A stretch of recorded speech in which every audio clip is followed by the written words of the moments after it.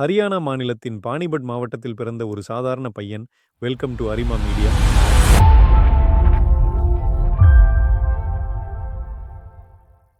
நீரஜ் சோப்ரா சிறு வயதில் பருமனாக இருந்ததால் உடல் எடையை குறைக்க ஜாவ்லின் எறிதலை தொடங்கினார். ஆனால் அந்த ஈட்டி அவரது வாழ்க்கையை முழுக்க மாற்றிவிட்டது. ஆரம்பத்தில் யாரும் எதிர்பார்க்காதவாறு அவர் தினமும் கடுமையாக உழைத்து ஒவ்வொரு நாளும் தன்னை ஒரு அடியாவது மேம்படுத்திக் கொண்டார்.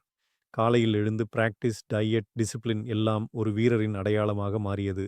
ஆனால் 2019 ஒரு பெரும் சோதனை வந்தது. தோள்பட்டை காயம் காரணமாக அவர் விளையாட முடியாமல் போனார்.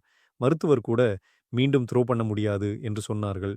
அந்த ஒரு வாக்கியம் பலரை குறைத்திருக்கும். ஆனால் நீரஜ் அதிலிருந்து வலிமையை எடுத்தார். அவர் வலியையும் பயத்தையும் வென்று மாதக்கணக்கில் பிசியோதெரபி செய்து மீண்டும் மைதானத்துக்கு திரும்பினார். 2021 டோக்கியோ ஒலிம்பிக்ஸ் வந்தது. இந்தியா முழுக்க அவர் மீது நம்பிக்கை வைத்திருந்தது. முதல் த்ரோலேயே 87.58 மீட்டர் எறிந்த அவர் அந்த நொடியில் வரலாறு படைத்தார். அத்லெட்டிக்ஸ் வரலாற்றில் இந்தியாவின் முதல் தங்கப்பதக்கம் அது நீரஜ் சோப்ராவின் கைகளில் பிரகாசித்தது. நாட்டின் கொடி உயர்ந்தபோது ஒவ்வொருவரும் பெருமையுடன் கண்ணீர் விட்டார்கள். காயம் அவரது உடலை நிறுத்தியிருந்தாலும் அவரது மனதை யாராலும் தடுக்க முடியவில்லை. தோல்வி அவருக்கு பாடமானது, வலி அவருக்கு வலிமையானது. இன்று அவர் ஒரு பெயர் அல்ல, ஒரு ஊக்கத்தின் அடையாளம்.